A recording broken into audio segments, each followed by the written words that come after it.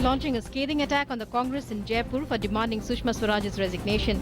Union Minister Rajyavardhan Singh Rathore said the former IPL chief was largely being probed by the UPA under the Foreign Exchange Management Act, but it is with the efforts of the NDA government that the ED is now pursuing the money laundering case against him. He further added that a red corner notice will be soon issued against Lalit Modi. The BJP, through a series of press conferences across the country, held the Congress responsible for holding Parliament to ransom.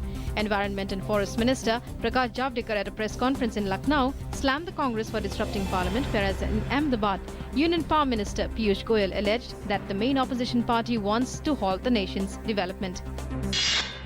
To counter all-round criticism on its stand on the GST bill in Parliament, Congress leader in Rajya Sabha Ghulam Nabi Azad today came forward and said his party is never against the GST. Addressing newspersons in New Delhi, he said it is Congress which had conceptualized the bill. He said, mere passage of the GST bill cannot be the parameter of the economic development. President Pranab Mukherjee will address the nation today on the eve of our 69th Independence Day. The address will be broadcast from 7 p.m. on the national network of All India Radio and telecast over all channels of Doordarshan in English, followed by Hindi versions. Broadcast of the address in English and Hindi on Doordarshan will be followed by broadcasts in regional languages by regional channels of DD. In view of the increased threat perception, security has been tightened at the Red Fort, where Prime Minister Narendra Modi will hoist the tricolour and deliver his second speech as the Prime Minister. The Ministry of Home Affairs has issued a security alert to Delhi, Mumbai and states adjoining the Indo-Pak border, particularly Jammu and Kashmir and Gujarat. At least 200 specially trained commandos of the National Security Guard, special weapons and tactics and border security force will be deployed within 500 meters of the fort as part of the 5-tier security cover for the Prime Minister. Security agencies have established a no-fly zone over Delhi for Independence Day celebrations. Prime Minister Narendra Modi greeted the people of Pakistan on their Independence Day today. Pakistan celebrates Independence Day on the 14th of August every year. After sustained questioning for nearly 8 days, alleged Pakistani terrorist Mohammad Navid Yaqub was brought to Delhi. Amid tight security, he will be subjected to a lie detector test. NIA Chief Sharad Kumar, who returned from his 2-day visit to Jammu, said the agency has evidence that he is from Pakistan and was part of Lashkar-e-Taiba, which trained him in the use of arms and ammunition and for recruiting cadre to expand the terror group.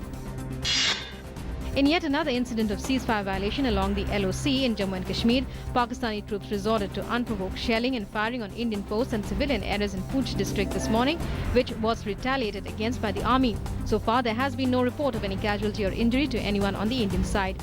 There have been 28 violations of ceasefire by Pakistan in August this year. This is the 6th consecutive day that Pakistani troops have shelled Indian posts along the LOC in Jammu region. 13 pilgrims, including 6 women, were killed today and 11 others were injured when a pickup van carrying them collided with a speeding truck on NH33.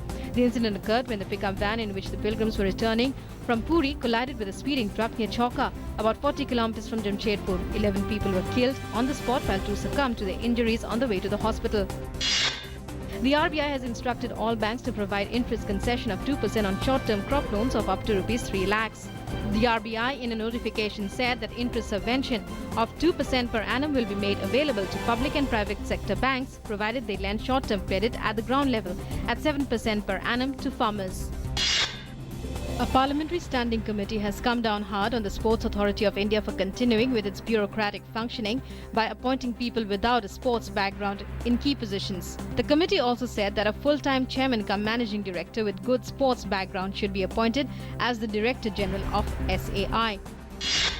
In view of the upcoming Bihar Assembly elections, LJP leader Chirag Paswan today met BJP National President Amit Shah in the national capital.